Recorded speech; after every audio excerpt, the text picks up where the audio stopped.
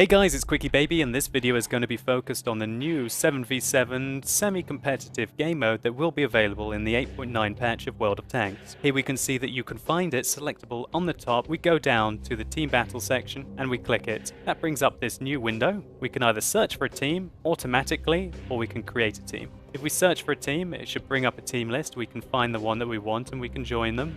They can either be our friends, or we can try and find some new friends to play with. The back button is located up here. Quite a few people missed that. If we start an automatic search, it will put us in, try and find us a team automatically, depending on the requirements that the captain has selected. And the waiting time can vary depending on the plethora of tanks that you have available for the commander. Now, if we want to create a team, we click here, and then it brings up this fairly intuitive rooster. Here we have the invite players. We can find them in our friends list, or we can add them from our clan, or we can indeed find contacts. Once we've invited players, they can join up. We can freeze the team list by clicking here, stopping people from joining from the volunteers list. As we can see here, people joining and leaving. We can select the vehicle from our garage that we want to play. And importantly, we can select what tanks we want the people who are joining my team. Remember that I'm the team captain. I'm deciding what tanks I want to join my 7v7 team. We click on one of the ads, and then it brings up this set requirements. We can choose it by vehicle, depending on the vehicles that I have in my garage. Let's say, for example, that I want people to only play in Comets, then I could select the Comet. I could click it there and the Comet comes up. However, maybe I want to not only just have Comets, I can, for example, click, I want to have Russian tanks that are between tiers 6 and 8, and I can click select, and then any Russian tank between 6 and 8 can join. Let's say, for example, that I only wanted to have Japanese tanks, then I could click only Japanese tanks, and that would come up here.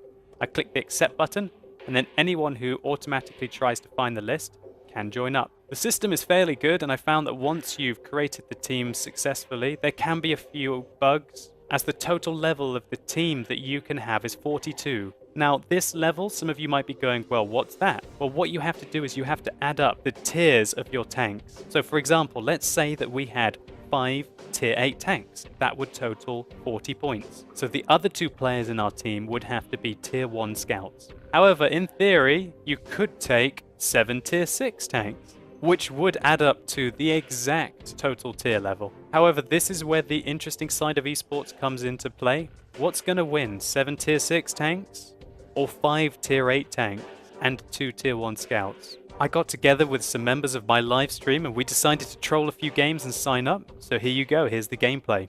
So guys, here's an example of the esports game mode, the 7v7 random combat. I'm playing with members who have joined from the live stream, so we created a team, as you saw. And we're playing a LOL setup where we're using the new German tier 8 tank destroyer, the RHMB Waffenträger. So, what we're going to be doing is looking after the mid-ridge and using our 2 tier 1 scouts. And we also have the Mega Dick chilling at the back, ready to use its hold down location over here.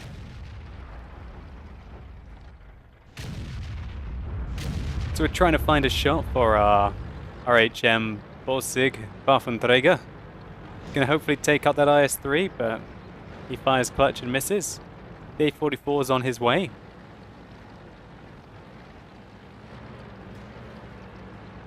And oh god, you're about to find out just how deadly this tier 8 tank destroyer is. We lost a tier 1 scout. Oh, totally waffed the shell. It launched it. And we got hit a little bit, probably from one of the scouts. So the Mega Dick is in trouble. Quickly, all save it at all costs. So we make a hit and kill the A-44, but it was a little too late for King Yoshi Luca. So the enemy are playing an aggressive game. We've still got a scout around, though. Our scout is hopefully going to be able to get us some vision. Well, the deadliness there is, the RHM is about to unload. Just waiting for them to make a mistake right now. There's the mistake. A turreted tank with 150mm. Hells yeah, hells yeah. And I'm not being funny, but this thing is probably going to be quite good in 7v7. I mean, you're going to have to get rushed by autoloaders, and the thing is that you can two-hit things with these tanks. An IS-3 has 1500 health. It's quite likely, well, half the time, that two of these tanks are going to one-hit an IS-3. And as you can see there, we just wrecked that T-4485, getting flanked by an MT-25. But I think we decide, okay, it's time to show this IS-3 what we're capable of. So I tell Sammy, let's do this, Sammy, you and me together, bro. He puts one right through the my gun shield there, as you can see. But we're gonna hurt you a little bit more than you hurt me. Oh no, it's a low roll. We're gonna go in for the ram. I elect to not ram him because he's just shot me. And another one of the RHMs comes to back me up. So we've got a bit of a low roll there, and you guys will also see that that is the new style of the IS-3. Yep, that is an IS-3. They've changed some of the armor on it. We clutch fire at that MT-25. And that's really all she wrote for the enemy team. We'll just hurry it up a little bit here. Good night, LTP. Just got to find out where the BT-7 is, and we take him out. Okay, so let's just take another quick look at the kind of 7v7 combat that we're going to be getting. So we're playing with the same setup. This time we're playing on Himmelsdorf, and we're playing against a team where they've got 3 clan members and 2 non-clan members, and they seem to really like autoloaders. So let's take a look to see how derpy German tier 8 tank destroyers can do against a full autoloader team. So we're taking my standard route that I like to employ on Himmelsdorf. We've told the Dickomax to go and, well, the Mega Dick, that's not a Dickomax, that's a Mega Dick, go and chill at the G4 area. We're hoping that he's going to be able to use his excellent gun depression, and take a look at my review for the Mega Dick if you want to find out just how good the gun depression is on that tank to use those ridge lines. So our RHM Waffenträgers are going to be able to progress towards the enemy base. We want to force the enemy to come to us, or at least meet them in close quarters combat. Well, actually, long range combat might not be too bad in these, but remember, these Borsiks really don't have any kind of armor, so if the autoloaders hit us, it will wreck us, but we're going to hit them a hell of a lot harder than they're going to hit us very quickly. Alright, so we're going to start to cap because we don't know where the enemy are, and we think that the enemy might be progressing into our base. So we're going to set up an ambush here. Going to keep a quick eye out for the enemy.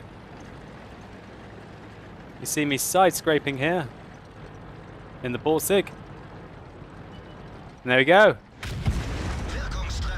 Ah, goodbye to 51% of your health, AMX 5100. And that's a low roll. So I reset the cap. I'm telling my team right now, let's reset the cap, guys. Come on, we can kill all these guys. And there goes the 1390. Good night. Oh, these autoloaders. Oh, he's dead. Oh man, these autoloaders don't know how to compete with the sheer amount of alpha brutality. And although it looks like we have extra tanks in the enemy team, they're only tier 1 scouts, they do have a full 40-point team. Oh, you donked your shot! But fortunately we had a third Borsig ready to rock and roll.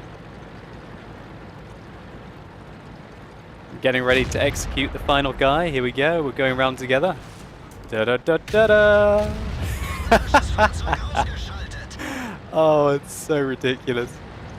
Guys, I'm definitely doing live stream nights where we troll in these tanks. We're just going to do 5 of these bad boys and just do absolute trolling against the enemy. There's so much fun. And it was really nice to take out at least a half-organized clan of autoloaders in some 4-6. They're so troll. Serb says hi was what I was saying on my live stream night when we were playing these tanks. Every time we got a kill, we were like, Serb says hi. So that's a bit of a meme for you there. But anyway, guys, I hope this has been a fairly good review of the new 7v7. We played a few games, we won all of them. I just wanted to show you a couple that sort of highlighted what the kind of games are like in the 7v7 combat. I hopefully have explained it to you how it all works, and I'm really damn excited about it coming into 8.9. I really can't wait to be able to just sign up with some friends, or even just sign up by myself, just play some games and have some fun. I think the 7v7 is going to be really good for World of Tanks, especially for the esports side of things. A lot of you guys will be saying, I want to play against equally skilled players. Well, this matchmaker pits you against equally skilled players. What you'll find is that when you're a captain on the team and you're searching for players, it's going to take people within your skill bracket and put them in your team. So a captain won't be able to get, well, an unskilled captain won't be able to get really, really good players join his team, and a really skilled captain won't be able to get bad players join his team. And consequently, the better players are going to meet better players in the 7v7 combat. So a lot of players are always saying, oh, I want skill-based matchmaking. Well, here it is. Here's your skill-based matchmaking. It may not be 15 versus 15. It's at the start 7v7. And I think it's a fantastic addition to the game. I can't wait to play some of these. I think we're going to see really interesting setups as well. I really hope that this mixes up the esports sides of things. Maybe we're going to see some funky comps like these bloomin' Borsig troll wagons, you know? Keep an eye out on my live stream. I'm sure I'm going to be doing 7v7s, maybe with just stream viewers. It'll be hilarious. Anyway, guys, if this video has been helpful to you, please consider rating it down below and let me know what you think in the comments about the 7v7 rated matchups that are coming in 8.9. Do you think it's a good thing for World of Tanks? Do you think it's a bad thing? Are you interested in doing them? Are you just going to ignore them and just keep doing the random games and tank companies in 15 versus 15? As always, thank you so much for watching. Think about checking out some of my other 8.9 videos. You've been epic, and hopefully I'll see you soon.